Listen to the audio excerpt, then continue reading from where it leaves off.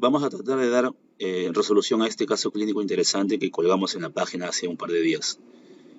Esta es una paciente que tenía aproximadamente 37 semanas de embarazo en el momento de la ecografía, por ecografía del primer trimestre. Es una paciente que tenía 3 a 4 ecografías previas, donde la ecografía de la semana 12 y la ecografía de la semana 22 habían reportado un feto ecográficamente normal en el contexto de patrones de normalidad. Y en la ecografía de la semana 33 le habían encontrado un polidramnios. Un polidramnios, obviamente, sin aparente alteración estructural.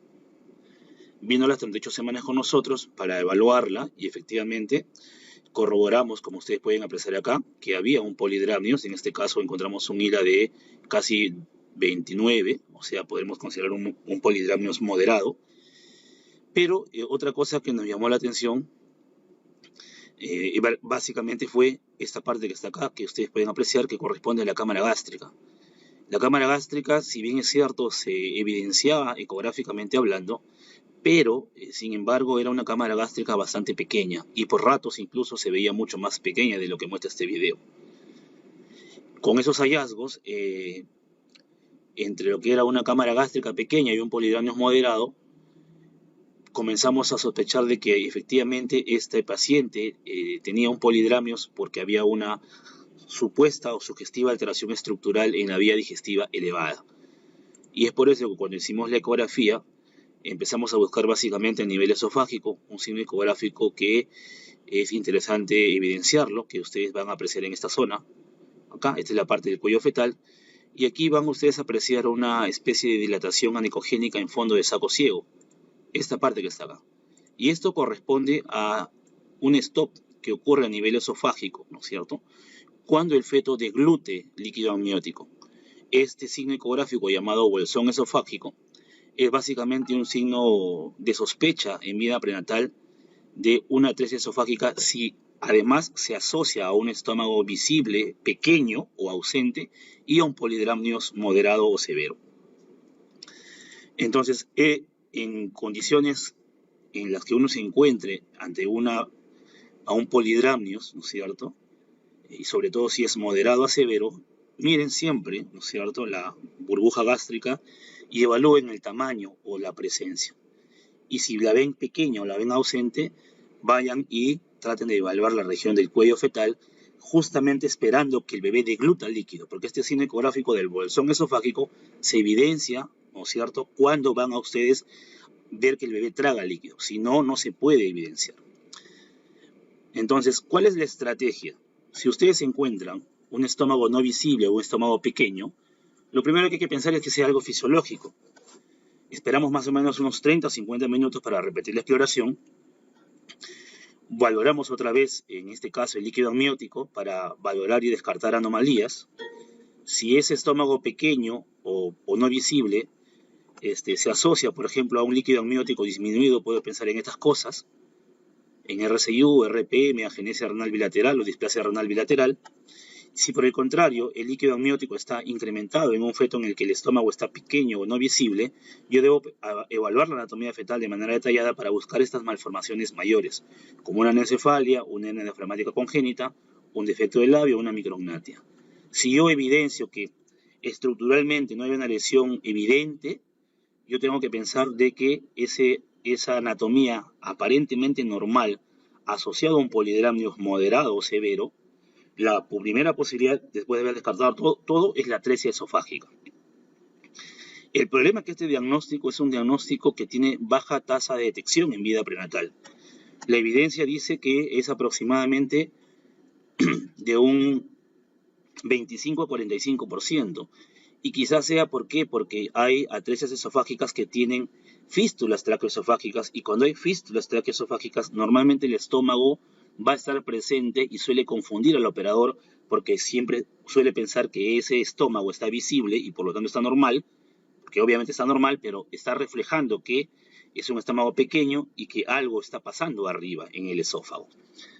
Por lo tanto, suele pasar desapercibido si el profesional que evalúa al paciente no piensa, ¿no es cierto?, o no tiene en su cabeza que una atresia esofágica puede estar escondida y que si no la buscamos, ¿no es cierto?, no podemos sospecharla. Por lo tanto, los signos indirectos de atresia esofágica va a ser, por ejemplo, una cámara gástrica ausente, pero esto solamente lo vamos a ver en la de tipo A, donde es básicamente el que tiene menos porcentaje, o sea, un 8%, no es la más frecuente. Y obviamente vamos a encontrar un polidramnios, pero el polidramnios va a evidenciarse recién a finales del segundo o tercer trimestre. ¿Eso qué significa? Que una atresia esofágica no va a ser sospechada o detectada la mayoría de las veces en la ecografía morfológica. Hay un signo ecográfico, como le decía, el bolsón o pouch esofágico, que es un signo que aparentemente sería muy predictor. Sin embargo, es un signo inusual antes de las 23 semanas, por eso le decía que la ecografía morfológica no la van a ver, y en el tercer trimestre está presente, pero es inconstante. ¿Por qué? Porque si ustedes no esperan a que el bebé degluta líquido amniótico, esa distensión o esa bolsa esofágica no la van a poder mirar. ¿Qué dice la evidencia? Ahí les muestro algunos artículos donde son bastante evidentes, ¿no? Dicen, por ejemplo, que las atresias esofágicas pueden ser obviamente evaluadas o pueden ser detectadas en el tercer trimestre, pero también pasa de que algunas veces el hallazgo de esta bolsa ecográfica o esta bolsa esofágica puede estar incluso en bebés normales, por lo tanto el diagnóstico no es categórico, ¿ok?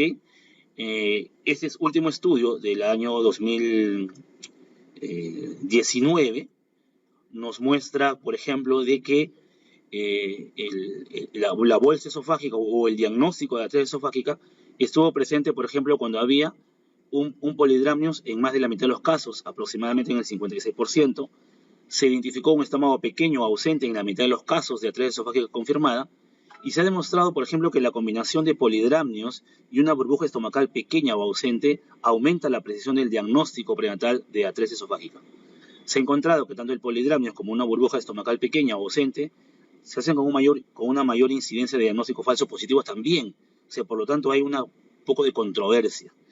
Pero además, ¿no es cierto? A pesar de eso, los que hicieron este estudio dijeron que obviamente el mensaje clave que ellos dieron, dijeron que la detección prenatal de atresia esofágica es deficiente, obviamente, pero particularmente esto sucede cuando hay una fístula traqueoesofágica asociada, que es en la mayor porcentaje de veces.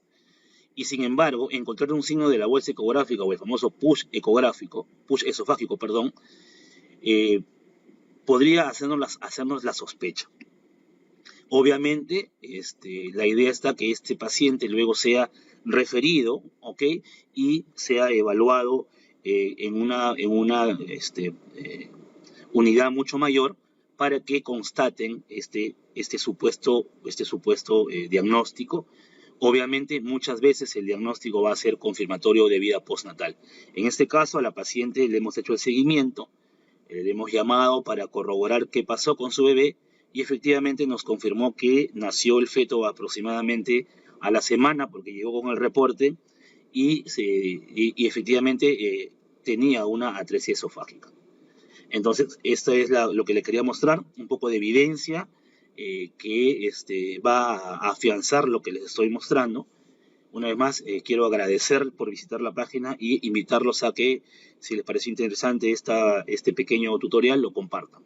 Muchas gracias.